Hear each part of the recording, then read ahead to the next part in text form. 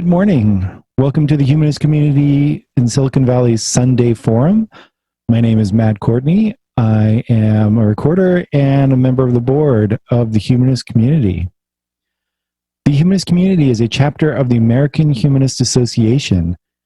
Humanism is a reality-based philosophy of life that affirms our ability and responsibility to lead ethical lives of personal fulfillment that aspire to the greater good. We value freedom, health, happiness, fairness, compassion, and using science and reason to acquire and apply knowledge. If these words describe your thinking, we invite you to become a member of the Humanist Community if you have not already done so. Membership forms are available on our website at humanist.org. If you are listening for the first time, welcome, and we invite you to continue listening to our weekly forums and other events. You can find all our events listed on the website, again, humanist.org. Please aid us in continuing to present these forums by donating to the Humanist Community. You can find out how to donate to our organization on the website, humanist.org. So today's speaker will be Alex Havasy, the president of the Humanist Community of Silicon Valley.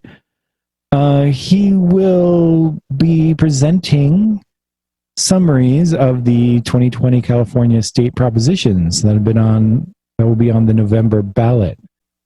Well, I guess we could just jump right into it. I'll go through the ballots in numerical order, I guess.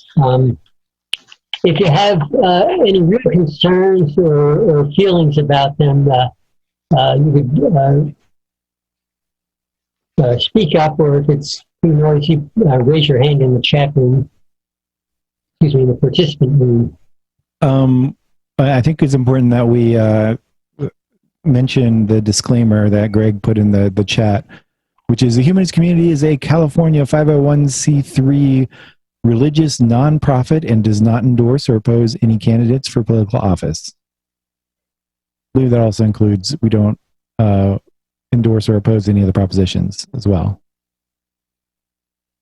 Technically, I think we are allowed to endorse propositions, but I'm not sure about that. I don't intend to at any rate. Okay.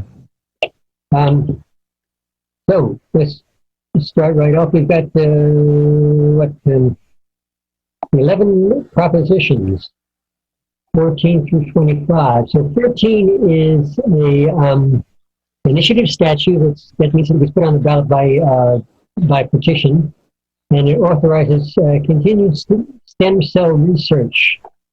It's a $5.5 billion bond. Money will go to the California Institute for Regenerative Medicine. The Institute for Regenerative Medicine was formed in 2004 by Prop 71 at that time. And it's funded by a bond issue at that time, which was $3 billion. And the cost is expected to be about $260 million a year over the next probably 30 years.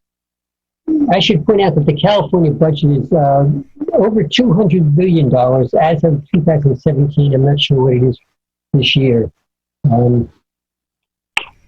About $3.5 million have been spent in support of it, and it has been really, that doesn't make sense. Okay. Millions of dollars have been spent in support of this proposition. So far, there's no organized opposition, although most of the newspaper editors are opposed to it. Because I feel that it's something of a giveaway. The feeling is that not much has come out of it. What the Institute does is it funds other private research. And some question about their bookkeeping and who's profiting by this. That comes. If you have no specific questions, I'll go on.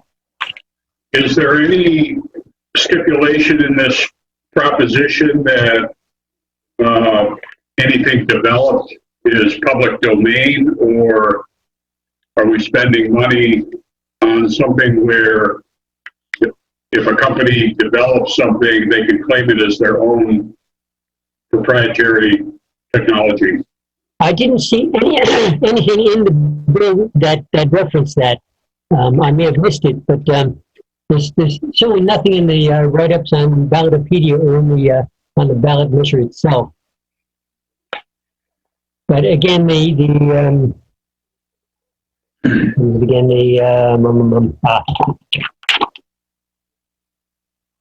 Institute for Regenerative Medicine does not do the research itself. It funds research by other organizations. So it might not be covered in the bill. We had a question answered in the chat, but can you repeat the prop number? Prop number 14. 14? Yes.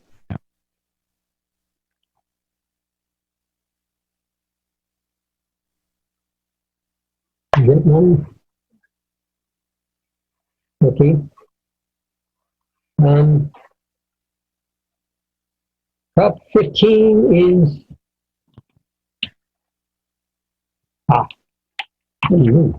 Prop 15, legislative constitutional amendment. By the way, we've got several constitutional amendments. This was initiated constitutional amendment. We've also got a few that were legislative, presented by the legislature.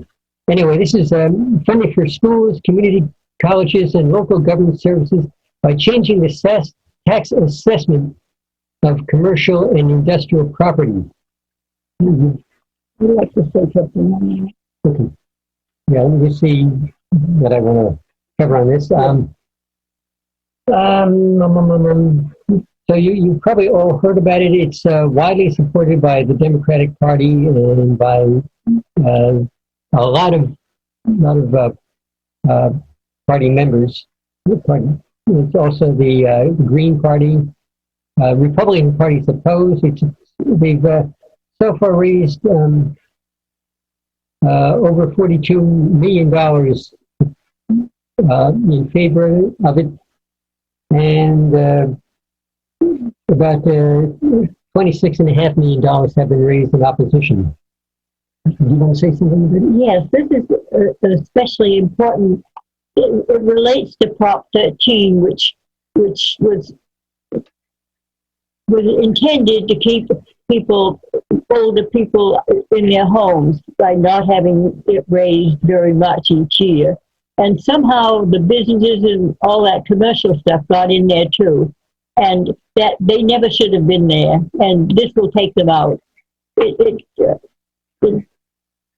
just takes away the thing about the being benefited by this. They'll be taxed now on the value of the property. Right. Yes.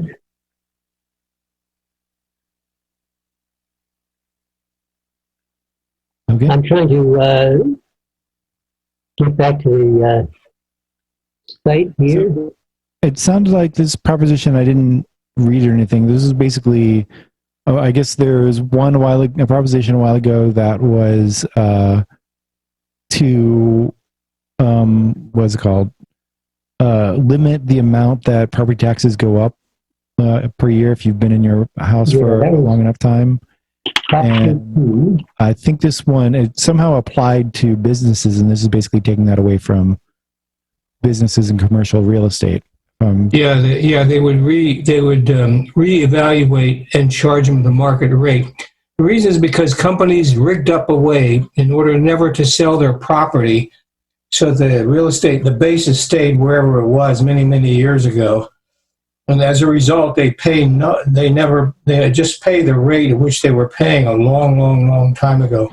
So this is supposed to correct that deficiency. It does, of course, bump up taxes a lot, which may cause people to leave California. Okay. Yeah, this, But then the money goes to the schools mostly that would be free up because it was taken out of the local stuff, and it was taking money that could have been gone to schools and things. So this would free up about $70 million that can be used for local things, and most of it will go to the schools. Well, the no on no says that goes into the general fund, so it's not earmarked for anything. I didn't know that. I know that they just said that's how it would be spent, but I didn't know that wasn't in there. Let me see if I've got it here. It's ballot summary. Exempt small business from personal property tax. It says it increases funding for K through 12 schools, community colleges, and local governments. By requiring that commercial and industrial real property be taxed based on current market value instead of on purchase price. As you know, it's much smaller than it is today. Okay, let me go on to other further questions. Also, the less than $3 million is exempt from this, so I guess they stay they continue to get the benefits. So, Dick Hewitson, did you have a comment? You had your hand up. Well, someone else already spoke to it. Okay. My point was that this had to do with the fact that the commercial property the commercial property was not reassessed the same way. It doesn't, as I understand, it doesn't change anything for homeowners. It's only commercial property. Over $3 million. Okay, let me go on to Prop 16. This Prop 16 is another constitutional amendment. It's going to repeal Prop 209, which was passed in, I think, 2004. I don't have the date on that. Might have been earlier than that. And it says that government institutions can use race, sex, color, ethnicity, or national origin to address diversity in schools and hiring. It's been about $12 million raised in support and about 900,000 opposed. It's been pointed out that there are other factors that have been used all along, namely location, how wealthy the parents are, what high school you went to. So it's not that big a change. And also there are federal laws. This has gone through the Supreme Court, so there are federal laws covering this too. And that's why these stipulation that it has to have some overriding purpose, such as encouraging diversity. Okay. So what is this prop specifically Prop trying to do? 17, which is voting rights restoration. Oops, sorry. Prop 16, repeal of Prop 207, affirmative action amendment. So is it repealing an affirmative action amendment, or? Yes. Yeah, okay. Yes, it is repealing, what was it, Prop 209, which was passed in 1996. Which was against affirmative action. It's sort of it's restoring affirmative action. Yes, Exactly. exactly. Okay. That's what we're looking for. Right. 209 got rid of it. This is restoring affirmative action, like Dick said. Okay. Right. Okay, 17 is a restores voting rights for persons on parole. That's pretty straightforward, I guess. At present, if you're incarcerated or on parole, you're not permitted to vote. This will restore voting rights for those people who are on parole but no longer in prison.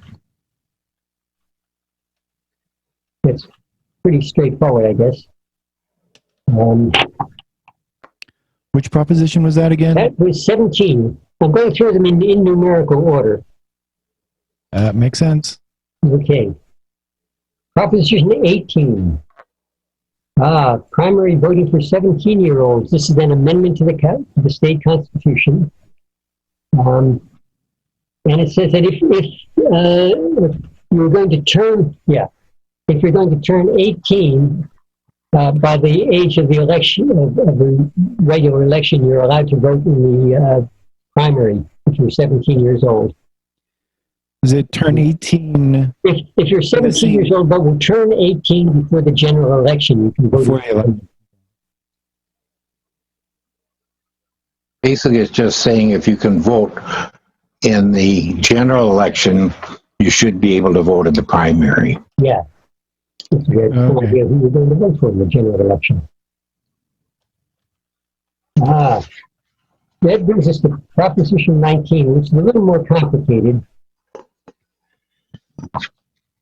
You get the title of it.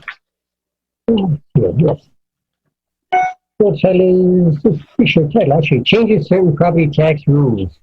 And it's a legislative constitutional amendment that the California legislature put it on the ballot. Family property transfer. Yes. What it says is a few changes. One is you can transfer your homeowner assessed property value anywhere in the state rather than just within the county. And you can also transfer it to a more expensive house, and it will be adjusted.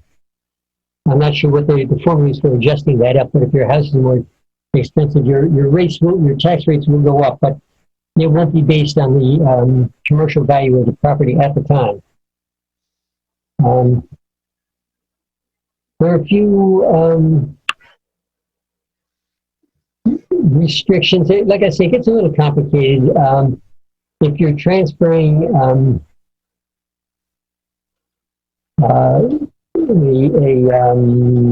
inherited, yes, if you're transferring a property to a child, you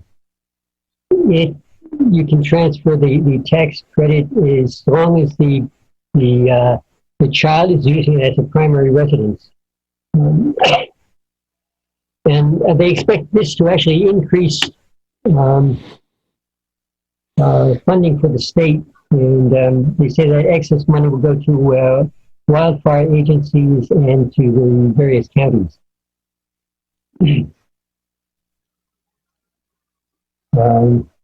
Most of the Democratic Party is for it. The Howard Jarvis Foundation is against it, of course. It's a tax. And spending is about equal.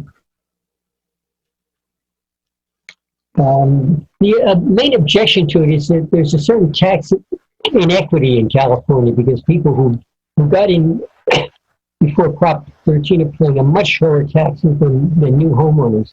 And the objection is that this is going to extend that problem.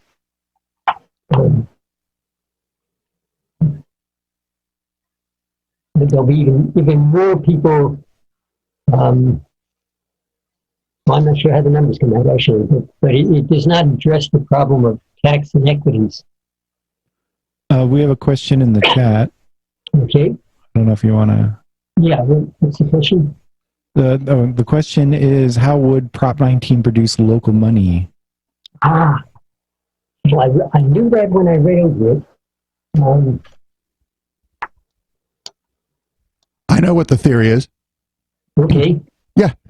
So what the idea here is that when older folks move out of their house, they moved out of the house where they raised their kids, so they're probably going to be moving to a smaller house or a condo.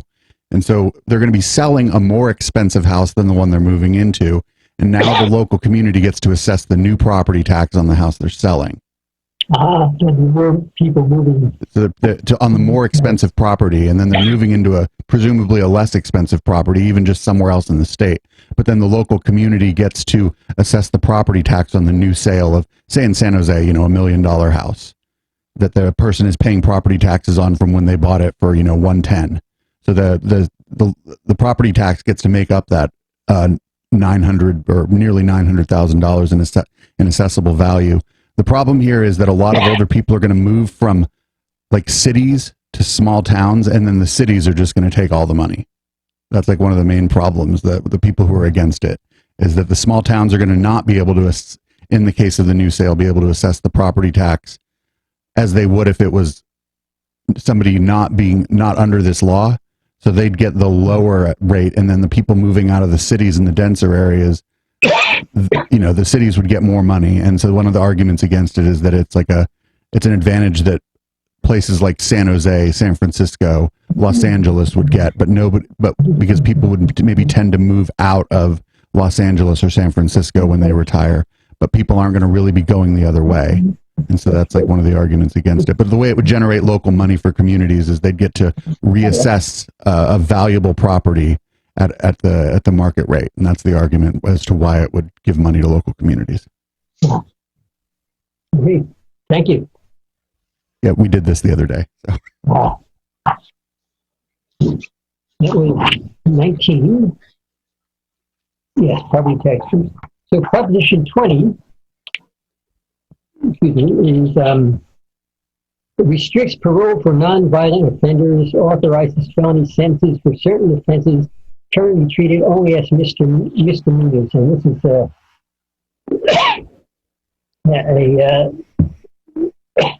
legislative initiative. It was put on the ballot by voters.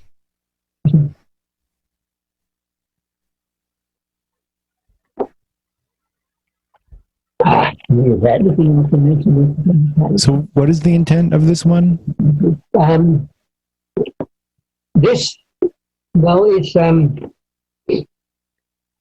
It affects it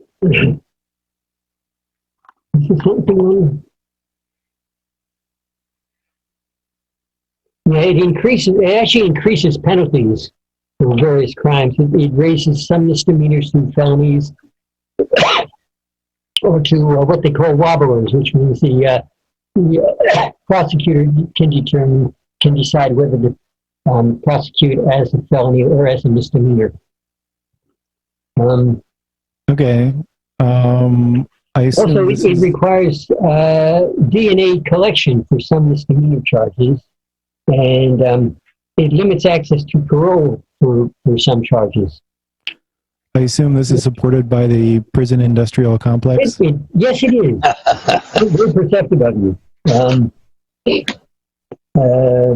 It's opposed by Democratic Party, the Teachers Association, California Labor, the ACLU, the League of Women Voters. They expect correctional costs, local and state, will probably go up for something like $10 million a year. That's for jail costs and supervision. There's some court costs that will probably go up also, and there's some costs for the DNA collection and processing. And money spent is pretty close to even spent for and against. 4.3 million and 5.8 for and 5.8 against. It's been criticized as, I think it was Gavin Newsom who criticized it as another scare tactic to increase penalties, especially since the state has been ordered to reduce its prison population because of overcrowding. The Democrats are voting no. Okay, Proposition 21, local rent control. And it's pretty much what it says. It says that local communities will have more control over, more ability to enforce rent control. And there's some wording in there which is a little hard to distinguish exactly. It sounds legal. The previous legislation sort of guaranteed a fair return for the property owners. This doesn't mention that, although I would imagine it has to come into play. But it indicates to what extent you can raise rental prices per year. Again, that's a limit. If the state, if the local community does nothing, then nothing will change. It just gives the local community the ability to establish more rent control. Okay, so the intent is to allow local communities to increase rent control. Yes. Widespread, yeah. Okay. So there's a lot of controversy around rent control and whether or not it actually helps the people it's intended to help or not, and what it does to the housing market in general. Yeah, the argument is that people aren't going to build new houses. Right. We don't get more housing if everything's rent control. And then the other one is I don't know how widespread it is, but there definitely are a number of people who are taking advantage of rent control who really don't need it. A lot of tech workers, don't really need rent control, but some of them are able to get it. An in-law a while back, like 40 years ago, who had a rent control apartment in New York City, was paying $25 a month. Wow. Then wanted her to move because she was over a dry cleaning facility and the fumes were coming up into her apartment. And she wasn't going to move. Yeah. You can see why. Okay. Proposition 22. This is about, app-based drivers as contractors. And basically, in 2019, the legislature passed AB 5. Mine 22 already, I guess so. AB 25, which defined the app drivers as employees, so Uber or Lyft or whatever whatever company it was.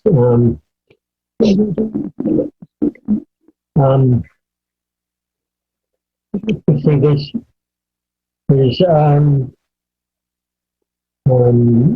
is one of the more expensive propositions, over almost $200 million, $184 million as of when I looked at this, have been spent in support of it.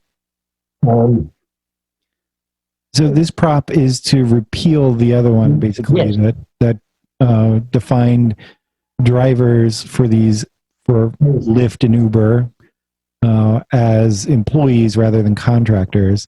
Right. So now so Lyft and Uber have been spending a lot of money to get people to vote yes on this one, if I know correctly.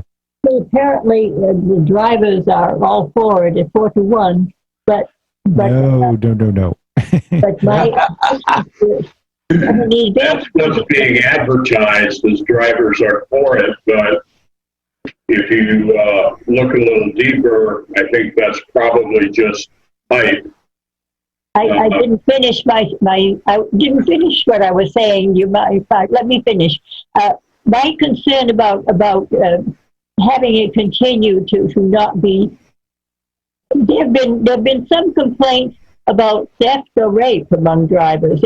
I'm sure it's very rare, but I think the public deserves a more stable workforce than just whoever happens to come in as an independent contractor. There'd be more control.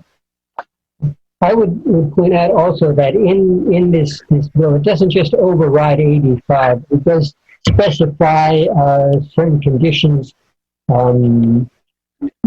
police background checks, handling complaints, and so on.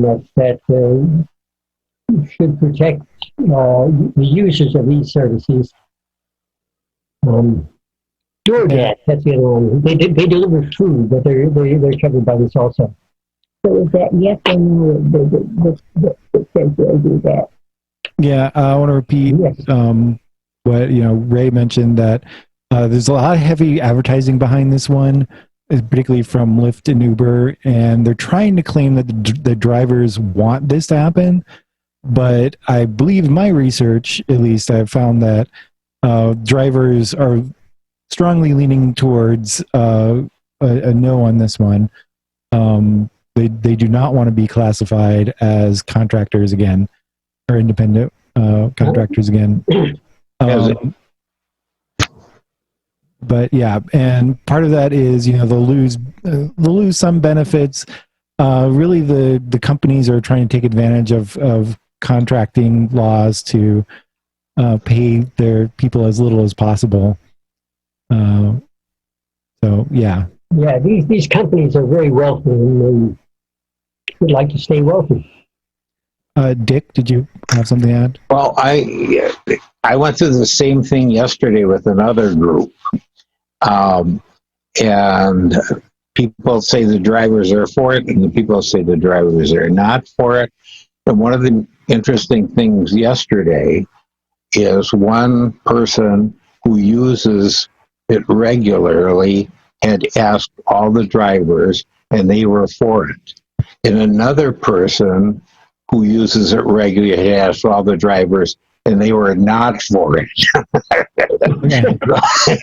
So I'm just curious if anybody here has actually talked to a driver.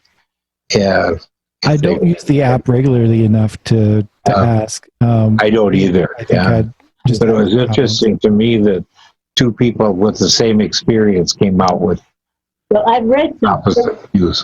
quotes supposedly from particular drivers who said that they like the freedom to work when they want to. They're not tied down to a particular schedule. You can sign up for this.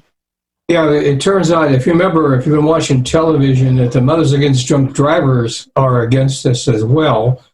And the thing is that it most certainly will increase the cost to consumers to purchase these rides. And there are some people that depend highly upon them. So you just need to think about that. And so what you would be doing is you'd be forcing a huge increase in cost, of which Lyft and Uber threatened to leave California. They might even do that, don't know. But on the other hand, they certainly will raise the prices considerably. So just something to think about. That's why the Mothers Against Drunk Drivers were against it, because people will use that instead of driving drunk home. They use Lyft or Uber. So it's just one of the arguments that goes back. I happen to be an independent contractor, and unfortunately it's impacting consultants a very large amount. This is AB 5, not this bill. Oh, Carl, what's really important here is that the Lyft and Uber and the people lobbying for this aren't carving out something for you as an independent contractor. I know that. If this one were go down, the ability for us to get a no on AB 5 will go significantly up. Maybe. So it's just one of the things that, anyway, we have a lot of contact with the people in Sacramento. Anyway, enough of that. I'll just shut up because I'm prejudiced there. It's okay if you're prejudiced. Like we do want your info or your perspective. Everybody's also, biased. I want to point out, like, if you're independent contracting can be good for people, especially if they're getting a higher income from that contracting. But I don't think it does. Personally, believe, I haven't done all the research, but I believe that if you're lower income, independent contracting tends to be more of a burden. The Democratic Party is voting no. I won't go into it now. There's some interesting set of criteria they use to determine whether someone is a private contractor or not. And gray areas enter into it. Okay, Proposition 23. Official title is establishes state requirements for kidney dialysis clinic. Requires on-site medical professional. And that's another initiative statute was put on the ballot by petition. It will cut down the number of hours available. Yeah, the details are a licensed doctor has to be on premises unless there's actually a medical shortage. then there are requirements about reporting dialysis-related infections to the state health department. The principal officer at the clinic has to certify that he's satisfied with the report, and he will be subject to charges of perjury if he misrepresents it, and has to give written notice to the National Health Care Safety Network and the State Health Department before they close a dialysis clinic. I notice all the newspaper articles I've seen are against it. So this is the intent to increase the safety at these dialysis clinics? Supposedly. Yeah. This has been compared to the thing that people keep trying to do about abortion clinics. Compared to the trap laws? Well, they're trying to say you have to have a doctor on there, or you have to have the doctor has to be able to use a nearby hospital. It's a way of making it. The upshot is on this one. I mean, the abortion one has a lot of other aspects, but it's a way to make abortion clinics more difficult. It's also a way for this to be more difficult, but it'll raise the price, as I understand. It will raise the price of dialysis. That was one of the criticisms, that and the fact that it may prevent people opening more clinics. Does anyone know what? Provide some health safety for the person using the dialysis clinic, but I don't know how necessary that is. There's a high rate of infection for people on dialysis. Does anyone know what the current requirement is? If a licensed physician is not required to be on the premises, what's the current requirement? There has to be a doctor that's in charge of the clinic. The doctor does not have to be on the premises all the time. And as I understand, there's a nurse practitioner that is there all the time. Yeah, the argument has been raised that the doctor wouldn't really have that much to do, that the clinicians and the practitioners have done this before. They're familiar with the process and so on.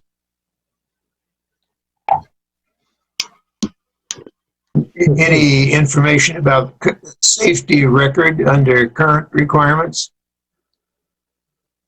I did not see anything in my writing, other than the statement that, yes, there is a high rate of infection for people using dialysis equipment.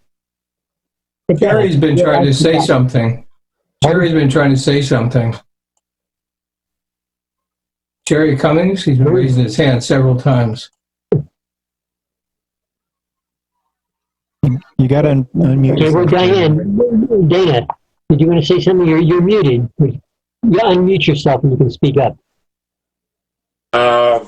Yeah, I was talking to my sister. I'll get to you, Jerry. I'm sorry.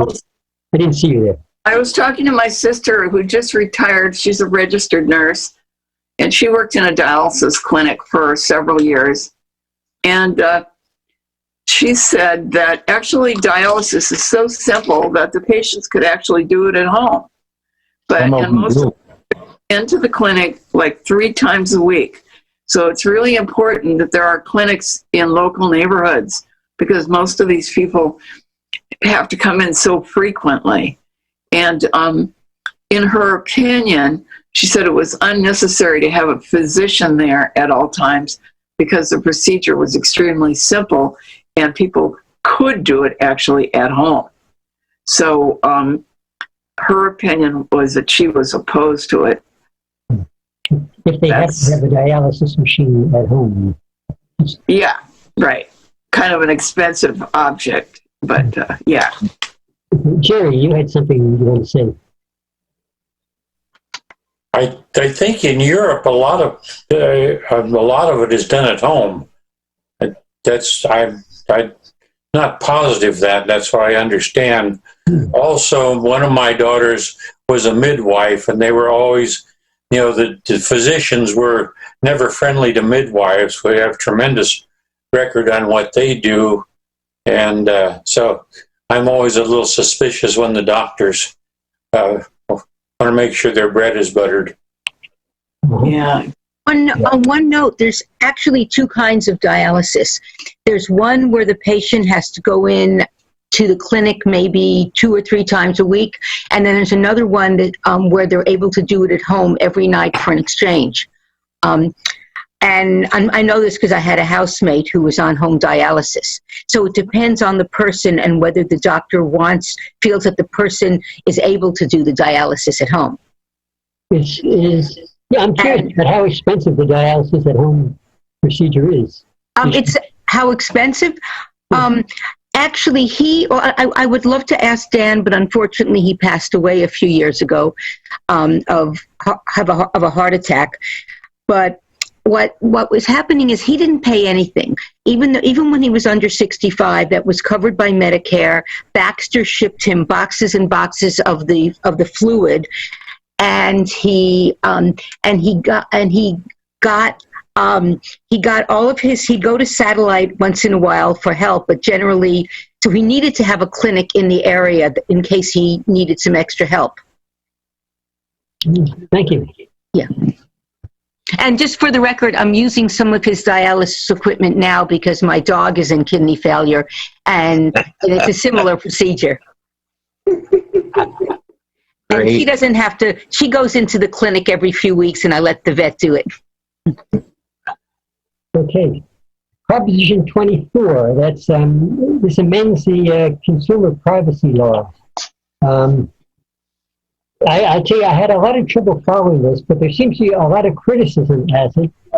There's a feeling that it doesn't really provide any more protection. One of the comments I read was that you would have to notify everyone who's collecting your equipment, each individual provider, that you don't want your data to be sold or used. Yeah. Don't we already have to do that? No, there's an app. You can just say, don't, you log on, just click this thing. It says, don't share my personal data. I don't know if it's ignored or what, but there's, well, what is this proposition supposed to do? It's supposed to protect your privacy. How is it doing that? Well, let's get the details. Quick overview, hopefully. We're running a little short on time, but I am curious. I see that, yeah. 24. Why don't they put these in numerical order?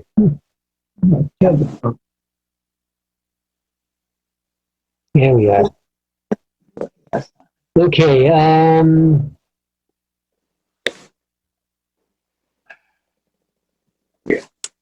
It will make it harder for a person to access to find out what their own information is. So I read. They get stuck in jail. They can't pay the bill. The ballot would require businesses to do the following: not share a consumer's personal information upon a consumer's request. Provide consumers with an opt-out option for having their sensitive personal information as defined in law used or disclosed for advertising or marketing. Obtain permission before collecting data from consumers who are younger than 16. Obtain permission from a parent or guardian before collecting data from consumers who are younger than 13. And correct a consumer's inaccurate personal information upon the consumer's request. All which sounds good. Yeah, all of those sound fairly reasonable. I don't know what other people think, and are actually practiced by many top tech companies. Yeah, it's supported by some impressive people: Ro Khanna, Andrew Yang, California Professional Firefighters. I'm not sure why they're involved in that. And I want to get to arguments against. Opposed. Dolores Huerta, co-founder of the United Workers Party, California Nurses Association, ACLU of California, Really?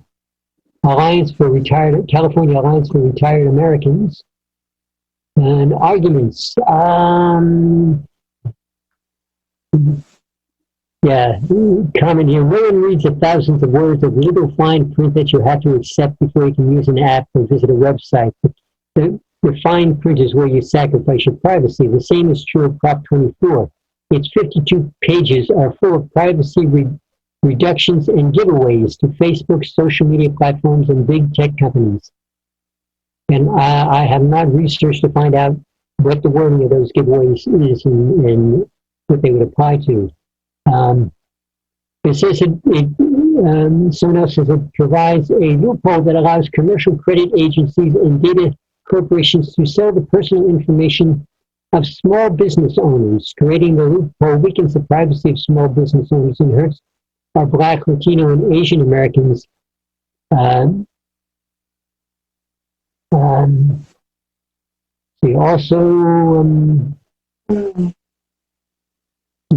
details on that. I don't want to go into that.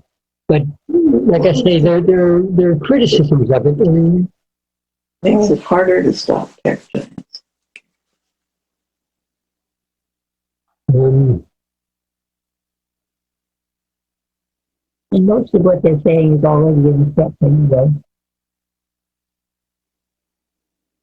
This is another one where $800 million has been raised in support, and $5 billion in support, and 48,000 opposed. So there's a lot of money supporting this.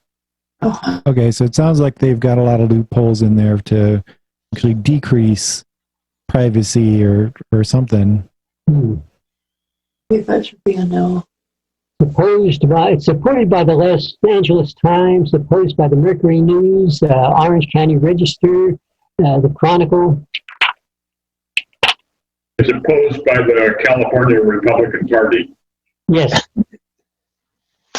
The Democratic Party is neutral. We'll probably have to do more research, but it sounds like there's something in there that some big companies really want. Not clear what. We are basically out of time for people who want to jump over to. I've got one more proposition. Yeah. Okay. I'll go over this. If you want to leave now, I won't be hurt. Fair. Do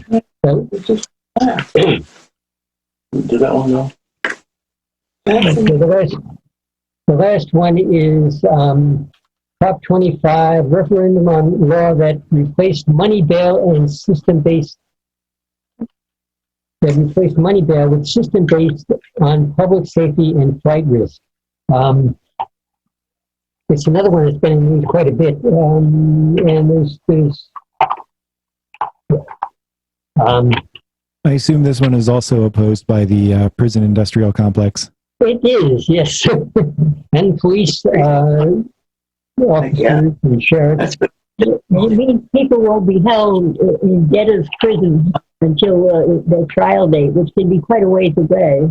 One of the criticisms, it uses what it calls an algorithm system of determining whether you can be released on bail. You don't get to go before a court to decide. There's a committee that determines whether you fit these criteria. And one of the, there are things like how often you've been arrested, whether you fail to show up when you're on bail. One of the objections is that this hurts poor people more, who are generally in racial minorities, who are more apt to be charged with a crime anyway. Outstanding warrant because she'd had a DUI. Yeah. There's a lot of criteria that go into this that sound reasonable. The warrant. But it points out is that you're no longer guaranteed, or you'd already done her. You're no longer guaranteed that you'll be able to get out on bail if you've had prior arrests. There's no review of this, so Yeah, everyone agrees that they don't like the present bail system. It's just that not everybody's sure this is the right way to go. It's an improvement, though. Are there any comments about it? I think this would be a step in the right direction. I'm for this. And again, it's supported by the Democratic Party and opposed by the Republican Party. Of course, it's opposed by the American Bail Coalition and California Bail Agents Association. They want to keep their jobs in the cash bail business. I think probably an algorithm could do a better job of promoting safety and making sure the right people get out than the system they have now. Okay, there's something else I wanted to look at here. It's So the problems with algorithms, I mean, Alex brought them up, but they're not necessarily. Usually, algorithms have in them the bias of the people who created the algorithms. So, if the people are really careful who programmed them, it might be much better than the system we had before, or if they're careless, it could be much worse. So it doesn't really mean anything one way or the other. yeah. But what it will do is make the whole system cheaper usually, because you're not paying a bunch of people to review stuff. But that could just mean that it's just cheaper to repress people.